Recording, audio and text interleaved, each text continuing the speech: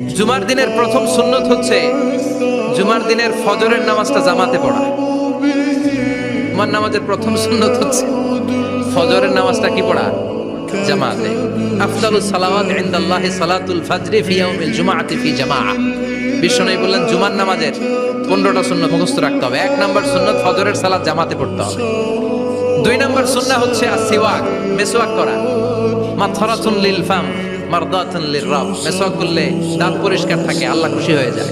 3 number হচ্ছে দুহুন, তেল মালিশ করবেন। বিশ্বনবী জাইতুনের তেল চুলে আর গায়ে দিতেন। বিশ্বনবী বলতেন ওয়াদাহিনু ফাইন্না ফিত তাদহিনে বারাকাত, তেল খাও, তেল দাও, তেল মালিশ করো, তেলের ভেতরে আল্লাহ বরকত ঢুকাইয়া দিছে।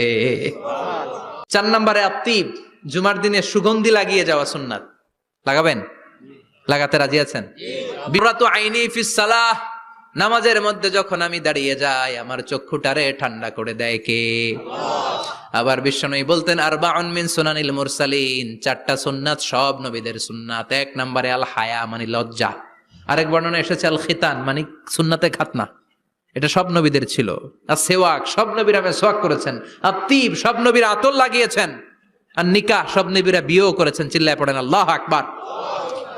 লিবাস আহসানা সিয়াব, সুন্দর জামা পড়া। নট নেসেসারি যে নতুন জামা হতে হবে, পুরাতন জামাও ধুয়ে আয়রন করে পরলে একটা সৌন্দর্য আছে না নাই?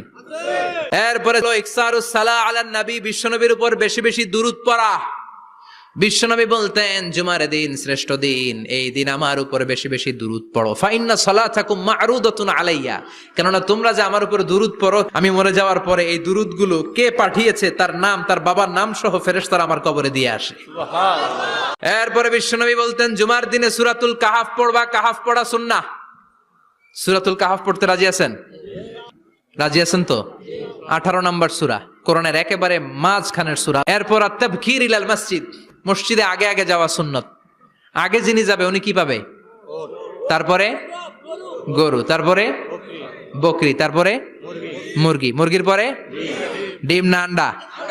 আন্ডা। আল মাশিউ আলাল ইকদাম, বিশ্বনবী বললেন হেঁটে হেঁটে জুমার নামাজে যাওয়া সুন্নাহ। রিকশা, হুন্ডা, সাইকেল, সিএনজি দিয়ে গেলেও হবে, কিন্তু হেঁটে হেঁটে গেলে সওয়াব বেশি না কম? প্রতি কদমে কদমে আমলনামায় সওয়াব দিয়ে দিবে কে? এরপরে বিশ্বনবী বললেন আদামু তাখাত্তি রিকাবান নাস, মানুষের ঘাড় ডিঙ্গিয়ে সামনে না যাওয়া সুন্নাহ। এরপরে বিশ্বনবী বললেন দুখুলুল মসজিদে রাকাতাইন, জুমার নামাজের দিন মসজিদে ঢোকার পরে 2 রাকাত পড়া সুন্নত। কয় রাকাত? 2 রাকাত। রাজি আছেন? কবলাল জুমা বাদাল জুমা, অনেকে প্রশ্ন করে বাদাল জুমা 4 রাকাত, মসজিদে পড়লে 4, ঘরে পড়লে 2। কিন্তু কবলাল জুমা সুনির্ধারিত নয়, অনির্ধারিত। মা কদ কুদ্দিরা লাক, যত আপনার তৌফিকে কুলায় 2 রাকাত করে করে 2, 4, 6 ইমাম সাহেব খুতবা দেওয়ার আগ পর্যন্ত। আপনি যদি আধা ঘন্টা আগে যান আপনি 10 রাকাত পড়তে পারবেন। চিল্লায় বলেন ঠিক কি না? এরপরে বিশ্বনবী বলেন ইনসাত, চুপ থেকে খুতবা শুনবা। জুমার খুতবার সময় কথা বলা যাবে নাকি? কথা কন। বিশ্বনবী বললেন তোমার সামনে কেউ কথা বলতেছে, তুমি যদি বলো চুপ করো, এটাও তুমি খারাপ কাজ করছো। চুপ করো তোমার কইতে কইছে কে? চুপ করো বলে তুমি আরেকটা ভেজাল লাগাইছো। চিল্লায় বলেন ঠিক কিনা? তাহলে জুমার নামাজে কথা বলা যাবে না। কেউ কথা বললে চুপ করো, এই কথাটাও বলতে বিশ্বনবী নিষেধ করেছেন। চিল্লায় বলেন ঠিক কিনা? এরপরে মজার একটা কথা বিশ্বনবী বলেছেন, জুমার নামাজ পড়তে যেয়ে যদি কারো ঘুম আসে জায়গা চেঞ্জ করে বসো। জুমার নামাজ পড়তে যায় ঘুমান না, এরকম কে কে আছেন আল্লাহর ওলি? হাত তোলেন।